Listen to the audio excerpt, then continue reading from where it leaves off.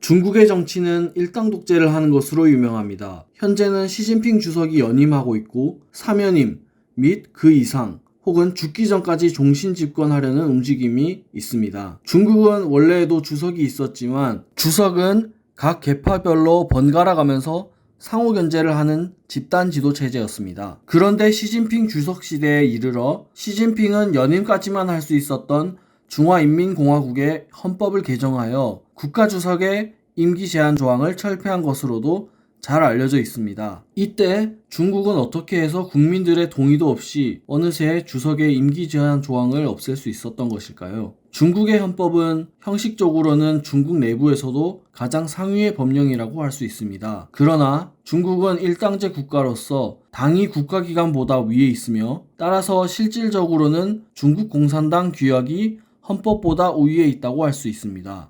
예를 들어 종교의 자유를 천명한 헌법 제36조에서는 중화인민공화국의 국민은 종교신앙의 자유를 가진다. 종교를 믿거나 종교를 믿지 못하도록 강요할 수 없으며 종교를 믿는 국민과 종교를 믿지 않는 국민을 차별할 수 없다.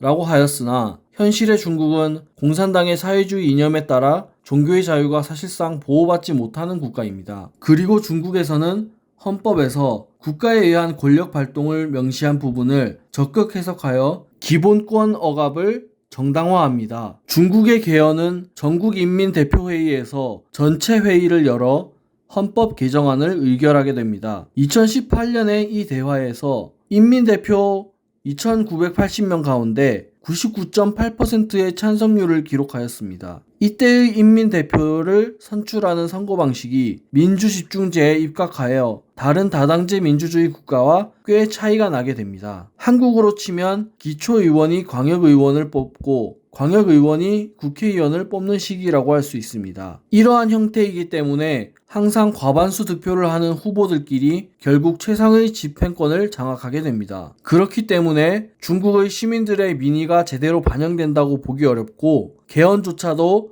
민의와 다르게 진행될 수 있는 것입니다. 또 중요한 것은 민의 또한 민주화에 대한 열망이 낮으며 중국인민들 스스로가 중국 공산당이 제창한 이 중국식 민주주의를 굳건히 지지하고 있다는 점입니다. 중국이 청나라 시절, 명나라 시절 이러한 운동들, 대약진 운동, 문화대혁명, 분서갱류 등등을 이유로 수많은 인명피해를 입은 것에서도 교훈을 얻지 못한 것으로 보이는 것이 가장 안타까우면서도 우려스러운 지점입니다. 이러한 인민들의 의식을 가장 잘 보여주는 최근의 계층은 소분홍 세대라고 할 수 있을 것입니다. 소분홍은 중국에서 주로 젊은 계층의 열혈 국수주의자 및 대외주의 성향의 청년들을 이르는 말이며 사실상 21세기 홍위병이라고 불렸습니다. 현재의 중국에는 소분홍이라는 세대가 중국의 애국세대라고 불리는 것인데요. 시진핑 집권 이후 등장한 이러한 세대들을 소분홍이라고 하는 것입니다. 1989년 천안문 사태에서 인민들의 대규모의 조직적인 저항에 충격을 받은 중국 공산당은 당과 국가에 대해 비판적인 의견을 지닌 젊은 세대의 출현을 막으려 맹목적인 애국주의 교육과 중국 공산당의 우월성에 대한 세뇌 수준의 정신교육을 벌였습니다. 이 과정에서 중국의 역사를 세계 문명의 발전을 이끈 고대와 서양의 그리고 일본의 제국주의 침략으로 점철된 굴욕적인 근대로 단순화시켜 왜곡된 역사를 주입시켰습니다. 당연히 이런 애국주의 교육을 받은 청소년들의 마음속에는 서구와 일본의 제국주의 침략으로 점철된 것들에 대한 극도의 분노가 자리 잡았고 결국 이들은 중국을 제외한 모든 나라를 악마화하기에 이르게 된 것입니다. 또한 한국에 대해서도 동북공정, 한복, 공자, 김치 등을 위시하여 온갖 왜곡을 하며 도둑국으로 인식시키려고 노력하는 것입니다.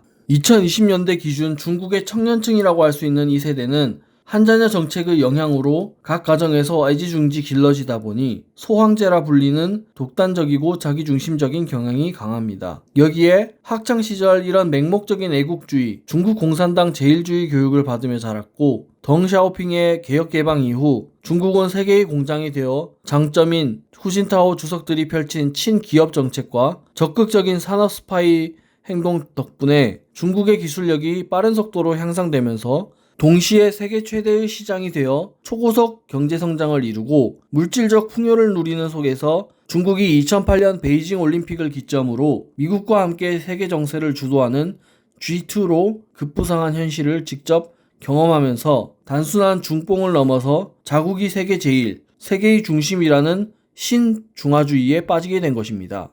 어떻게 보면 현재 민주주의 국가의 청년층들이 경제적, 사회적 불확실성을 이유로 자국이나 세계 정세를 비관적으로 보고 있는 것과는 정반대된다고 할 수 있습니다. 즉, 20세기에 홍위병이 그려있듯 21세기에 국가에 충성하고 민족주의의 극을 달리는 이런 소분홍 세대는 또 한 번 역사의 비극을 만들 동력이 될 수 있다는 점은 무서운 것입니다.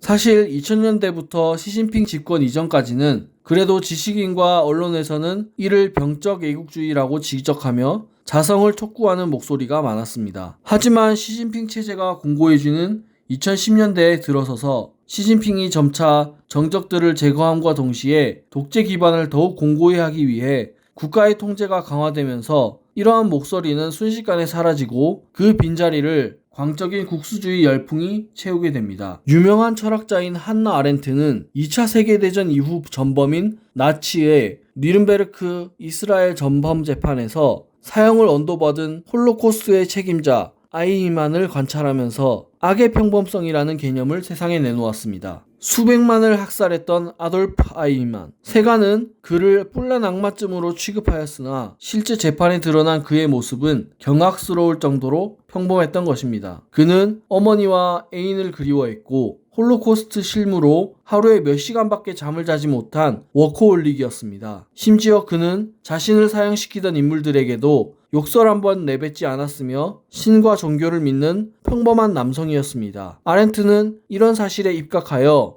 악이란 악마의 작품이 아닌 평범한 인간 개인의 선택이 될 수 있다는 것을 말합니다. 아렌트가 보기에 나치 독일의 홀로코스트는 어마어마한 악당의 손에서 일어난 것이 아니라 악의 길을 선택한 아주 평범한 사람들에 의해 행해진 것입니다. 아주 평범한 사람들이 큰 집단의 규칙에 무비판적으로 마비되어 선과 악을 구분하지 않을 때 악은 곧 평범한 일상이 되는 것입니다. 즉, 악의 평범성은 모든 인간이 선과 악을 구분하는 비판적 이성을 상실하였을 때 악마가 될 수도 있다는 것입니다. 이러한 이야기를 한 이유는 이는 소분홍 세대에도 충분히 적용될 수 있는 것이기 때문입니다. 즉, 소분홍 세대의 지나친 애국주의 그리고 지나친 국가이기주의, 중화주의 일변도는 대중운동의 광기로 이어지는 악의 평범성이 일어날 수 있는 조건이라는 것입니다. 모든 종류의 대중운동은 집단의 이념이 개인을 포섭하는 형태로 작동하고 이는 파시즘으로 아주 쉽게 흘러 변질될 수 있기 때문입니다. 집단의 이념이 신격화되고 그것을 개인 실존의 사명으로 받아들이는 순간 악의 평범성은 피어나게 됩니다. 집단의 이념이 행하라 하는 일은 더 이상 비판적 이성의 감시를 받지 않는 것이기 때문입니다. 그것은 곧 절대선이고 모든 것을 제껴두고 행해야 할 제1의 목적이기에 그렇습니다. 따라서 우리가 생각하는 악은 그들에게 목적을 달성하기 위해 처리해야 하는 평범한 일이 되는 것이고 우리는 이를 경계해야 할 것입니다. 마지막으로 하나의 명언을 남기고 마치겠습니다. 악은 어디에 거하는가? 바로 여기, 어디에나 우리 안에 아이히만이 있다. 감사합니다.